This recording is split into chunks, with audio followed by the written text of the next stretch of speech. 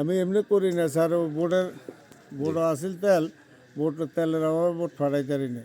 বাড়ির ছাদে পানির ট্যাঙ্ক দেখতে একদম স্বাভাবিক, কিন্তু ঢাকনা খুলতেই দেখা গেল ভিন্ন দৃশ্য। পানি নয়, ভেতরে মজুদ প্রায় 750 লিটার ডিজেল। বৃহস্পতিবার রাতে নোয়াখালীর সুবর্ণচর উপজেলার চরজব্বার ইউনিয়নের একটি বাড়িতে অভিযান চালিয়ে এই তেল জব্দ করে ভ্রাম্যমাণ আদালত। উপজেলা প্রশাসন জানায়, বাড়িটি হাসনাহাট এলাকার বাসিন্দা ও ফিশিং বোট ব্যবসায়ী বশির সারেংয়ের। গোপন সংবাদের ভিত্তিতে সেখানে অভিযান চালানো হয়। অভিযানে নেতৃত্ব দেন সুবর্ণচর উপজেলার নির্বাহী কর্মকর্তা আকিব ওসমান। স্থানীয়দের অভিযোগ, জনবসতিপূর্ণ এলাকায় এভাবে বিপুল পরিমাণ দাহ্য পদার্থ মজুদ রাখা ছিল অত্যন্ত ঝুঁকিপূর্ণ। প্রাথমিকভাবে ধারণা করা হচ্ছে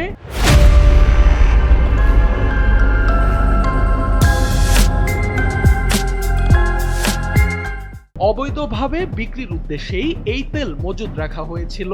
উপজেলা নির্বাহী কর্মকর্তা আকিব ওসমান জানান, জব্দ করা 750 লিটার ডিজেল বাজেয়াপ্ত করে তাৎক্ষণিক লাইসেন্সপ্রাপ্ত ব্যবসায়ীর কাছে নিলামে বিক্রি করা হয়েছে। একই সঙ্গে পেট্রোলিয়াম আইন 2016 অনুযায়ী অবৈধভাবে দাহ্য পদার্থ মজুদের দায়ে বশির সারেংকে 10,000 টাকা জরিমানা করা হয়, যা তাৎক্ষণিকভাবে আদায় করা হয়েছে।